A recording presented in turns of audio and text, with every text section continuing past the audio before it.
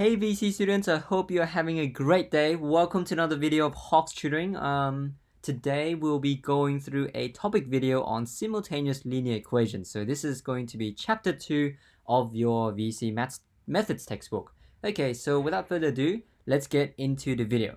So today we'll be discussing the 3 different types of simultaneous linear equations that you get in VCE Maths Methods. And then we're going to go through the geometry behind it and then the algebra behind it as well. So before we even get into that, we need to first understand what exactly are simultaneous linear equations. The basic understanding when you hear or see the words simultaneous linear equations is that you have two lines, okay? In methods, typically you'll see two, and we in this video want to discover the interaction between these two lines. So geometry and also algebraically. So there are 3 types of ways that these two lines can intersect or interact with each other. So I'm going to name them over here. You've got the first pair, which is distinct parallel lines. So this first one means that you've got one line and then you've got another line which is distinct from the other one, and it just runs across, or not doesn't run across, it just runs parallel to your first line. And another way of saying this is they never touch each other. And if you talk about solving for your solutions, there is no solution over here. So that's another way of saying this. You would often hear you would often see in your maths textbook, find my 2 linear lines so that there are no solutions. And then what that means is they just want you to find 2 parallel lines that never intersect each other. So that's the first example or first category of your simultaneous linear equations. You've got distinct parallel lines. The other category is you've got 2 lines that intersect at a point. Yes, there's unfortunately not a specific name or adjective to describe these pairs of lines. You've just got to use your sentences. So what that means is exactly what the description says. You've got 2 lines, one, make that the blue line, and then the other one will have a red line, and they intersect at a certain point. And there's only one point that they intersect at, because linear equations can only intersect at one point unless we'll go later on into the third category. So in this case, we say there is a unique solution, meaning there's only one intersection. See, this point right here, that is your unique solution. So that's the second category. And then we have the third category, which is 2 of the same lines. Okay, so that is the third category, and the way you draw that is exactly what it sounds like. You've got one line right here, and then you've got another line, but it's the exact same line. And what you can see here is there's pretty much infinitely many solutions, and that's exactly how you call this. If you want to find the solutions, there's just too many, infinitely many solutions. Okay, so guys, that's the 3 different categories of how you can describe a simultaneous or a pair of simultaneous linear equations. You've got distinct parallel lines, you've got 2 lines that intersect at a point, or you've got 2 of the same lines. And if you want to shortcut it to, like a different way of describing it, you can say 2 lines that never have solutions. You can say 2 lines that have a unique solution, or you can say 2 lines that have infinitely many solutions. They are just the same way of describing these pairs of equations. Alright guys, so that's the geometry behind linear equations. So now we're going to delve a little bit deeper into the algebra behind this. Okay, so let's look at the first category, no solutions. We know that the equation of a line is always given by, and I might just do a cut up here, is always given by y equals to mx plus c, right? So that's the basic generic equation of a linear line. Now we have 2 lines over here, okay? Every time we have a pair of lines, and therefore we have 2 different linear equations. So in parallel lines, you can look at the gradient, right? So a line must always have a gradient and then a y-intercept, okay? So that's going to determine the characteristics of these lines. So for a parallel line, I'm going to describe the blue gradient as m1 and then the red gradient, or the gradient of the red line, as m2. And what can you say about the gradient between these two lines? Well, because they are parallel, we know they should be the same. Okay, so m1 must equals to m2 for you to have no solution. But just be careful, there's another criteria that you need to meet over here, because look at the third category, two of the same lines, right? Because if you look at these two lines, well, they should have the same gradient, right? Why? Because they are the same lines. So infinitely many solution has the same criteria as well. m1 must equals m2. So what exactly separates, or distinguishes the difference between the parallel lines and the exact same lines? Well, that's where the c comes in, because c is the y-intercept, right? So that determines, what's the placement of my line. So it's quite obvious, your c1 and your c1 over here, your c2 and your c2, your y-intercept for parallel lines should not be the same as each other, whereas the y-intercept of the exact same line, well, if it's the exact same line, everything should equal each other, right?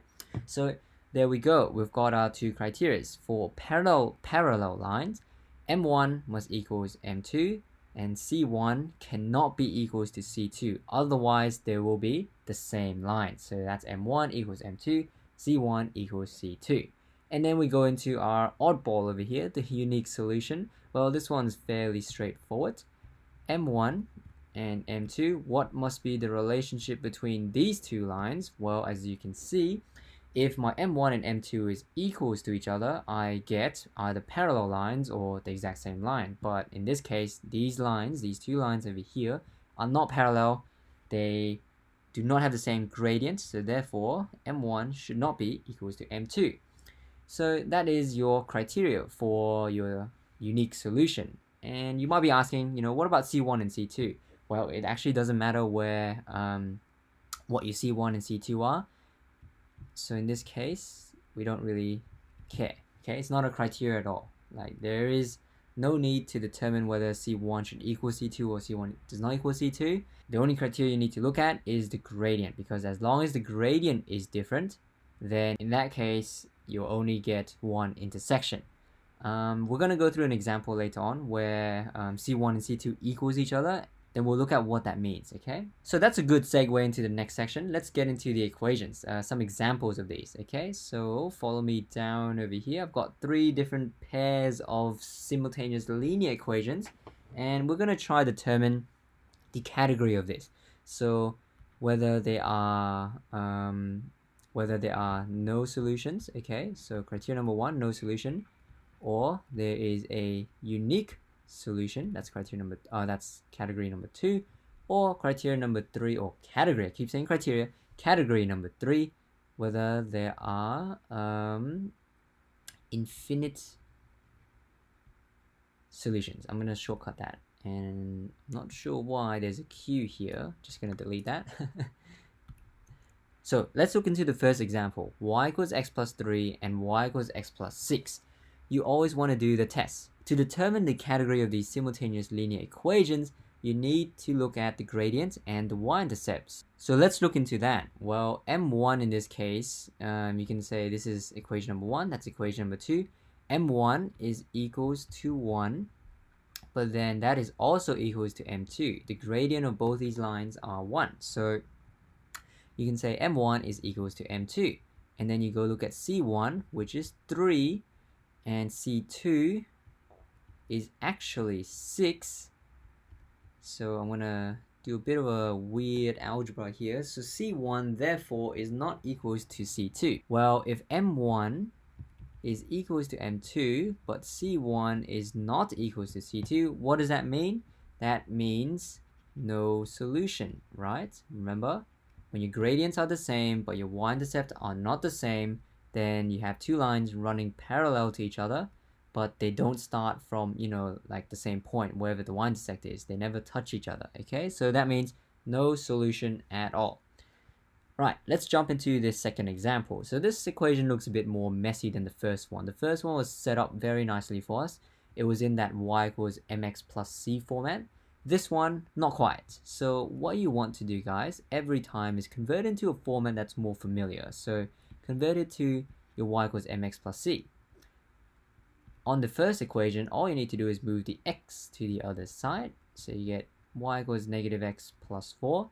And then on your equation number 2, you can move, so you can divide both sides by 2, so that you only end up with y on the left-hand side. And on the right-hand side, you get 4 minus x. And if you want to write that a bit, nicely in that correct form, you get negative x plus 4, just rearranging things. Well, immediately you can see that these two equations are the same. Y equals negative x plus 4. So you can tell that m1 is equals to m2, c1 is equals to c2, and you can say there are infinitely many solutions. So going to shortcut that part right there. That is example number 2. So let's jump on to example number 3. Again, over here, label them equation number 1, equation number 2. They don't look as neat, so you want to convert them into a format that's a lot nicer. So on the first part right here, you want to move the x over to the other side. You get negative x plus 3, and then you want to divide both sides by 2. So you get negative a half of an x plus 3 over 2. That's equation number 1, and it's in a good format. Y equals mx, m is negative half, and then c is 3 over 2. And then equation number 2, same thing. You move the x over to the other side, and you get negative 2x plus 3 over 2. Well, now that both equations are in that format, and that format is y equals mx plus c, always bring into this format, guys. This is key, okay? Now that you got both of them in that format, you can compare. What is my relationship between my gradient of the first equation and the gradient of the second equation? You can see that negative half and negative 2 are not the same, so therefore m1 is not equals to m2. And if you want, you can also have a look at c1 and c2. Well, 3 over 2, 3 over 2, they are in fact the same. But because m1 and m2 is not the same, you get the last criteria, I suppose, unique solutions. Okay, so there's only one solution. And this is the part I wanted to talk about where, m1 is not equal to m2, but what happens when c1 is equal to c2? Well, that means these two lines, I'm just going to quickly draw your graph right here. They have the same y-intersection, 3 over 2, right? Same y-intersection, 3 over 2, but the gradient is different. So maybe, 1 is negative 2. It's quite steep. 1 is negative 2.